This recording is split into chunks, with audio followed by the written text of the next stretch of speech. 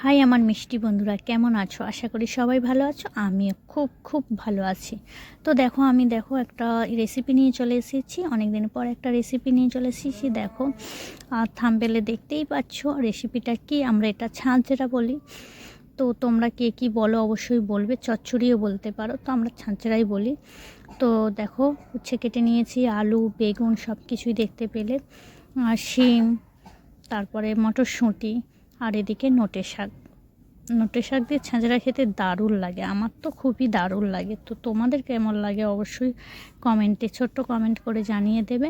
আর যারা লাইক দাওনি অবশ্যই ভুলে গেছে, তো তারা অবশ্যই একটা লাইক দিয়ে কন্টিনিউ করে ভিডিওটা দেখতে থাকো। তো দেখো আমি একটা মাছের মাথাও নিয়ে নিয়েছি।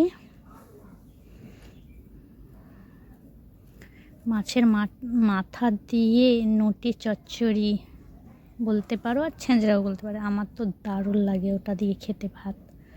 গরম ভাতের সাথে খুব সুন্দর লাগে খেতে। তোমরা একবার ট্রাই করতে পারো এরকম করে।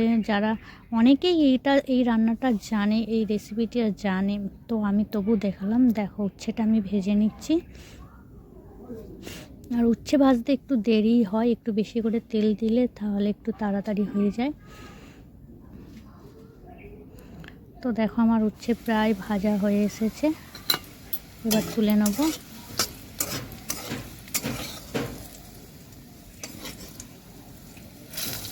উচ্ছে ভাজা দিয়ে কিন্তু গরম ভাতও খেতে খুব সুন্দর লাগে। আর যেহেতু আমি তিতো খাই বলে সবটাই আমার ভালো লাগে। আর যারা খাও না তো একবার অন্তত এরকমভাবে করে এই সবজির সাথে করে খেয়ে দেখো। দেখো আমি ডালের বড়িও ভেজে নিচ্ছি।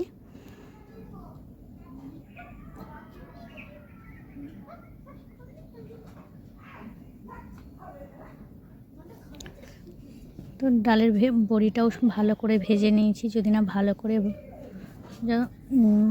করে না ভাজলে মানে বেশি তাড়াতাড়ি গলে যাবে। আর দেখো মাছের মাথাটাও আমি ভেজে নিচ্ছি। আর মানে ওই উচ্ছেটা ভাজার পর ভাজলেই না কোনাটা একটু চোঙা চোঙা মতো হয়ে যায়, কারণ উচ্ছেটা ভাজতে একটু টাইম লাগে।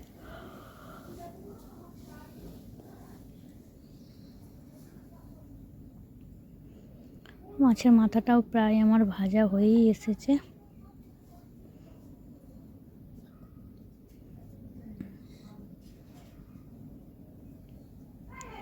তো দেখো বন্ধুরা আমার প্রায় ভাজা হয়েছে। আমি একটু মানে খুন্তির সাহায্যেতে একটু গুঁড়ো গুঁড়ো করে দিয়েছি, ভেঙে দিয়েছি মাথাটাকে।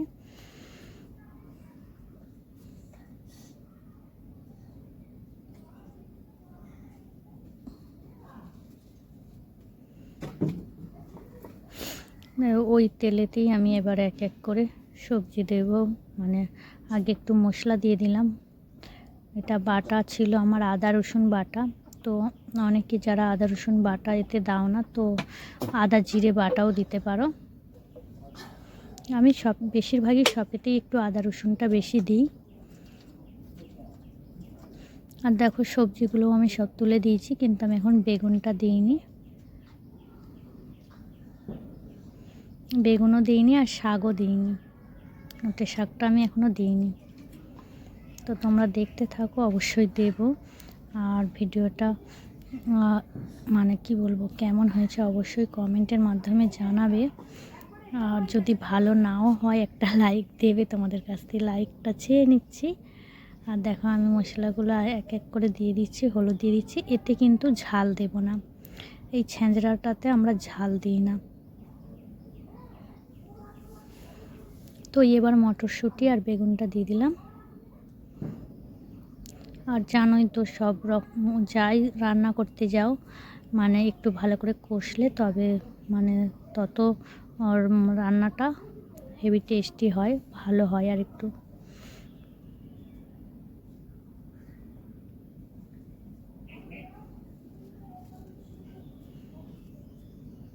তো এটাও কষা হয়ে যেতে আমি শাকটাও দিয়ে দিলাম।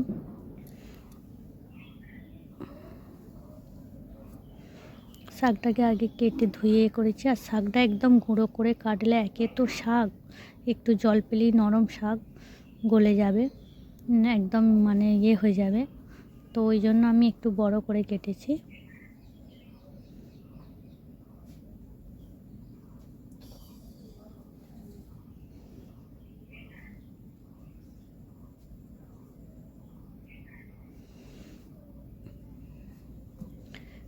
এটা নেড়ে নেড়ে পুরো জলটা কমে যাবে, মানে শাক দিয়েও তো জল বেরোয়, জলটা না জলটা যতক্ষণ না মরে ততক্ষণ তো করুন। দেখো আমার উচ্ছে, ডালের বড়ি সব ভেজে, মাছের মাথা সব রেডি করে রেখেছি। তো এটা দেবো আমি, আনাজটা সিদ্ধ হয়ে গেলে দেবো, নাহলে একে তো উচ্ছে তিতো হয়ে যাবে। তো দেখো তরকারিটা আমি জলও ঢেলে দিয়েছি।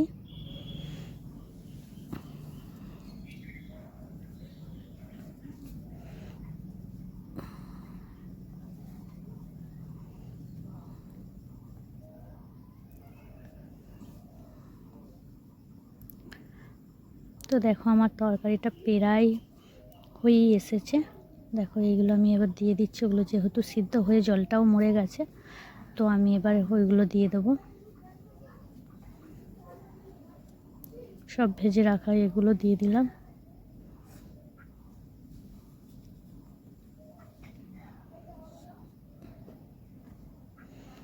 এবার নেড়ে চেড়ে ওটা একটু, মানে ওই যেহেতু একটু রস আছে, কারণ ডালের বড়িটাও দিলাম, ডালের বড়িটা যাতে ওতে হয়ে যায়, কারণ ডালের বড়িটা তো একটু রস টানে বেশি করে। তো এবার নাড়তে চাড়তে প্রায় আমার হয়েই এসেছে। দেখো অলরেডি আমার ছ্যাঁচড়া কমপ্লিট। তো কেমন লাগলো অবশ্যই ভিডিওর মাধ্যমে ছোট্ট কমেন্টের মাধ্যমে জানাবে। আর যদি অনেক কিছু কথা হয়তো যদি ভুল বলি, আমি সেরকমভাবে ঠিকঠাকভাবে করতে পারিনি, তার জন্য সরি। সবাই ভালো থেকো।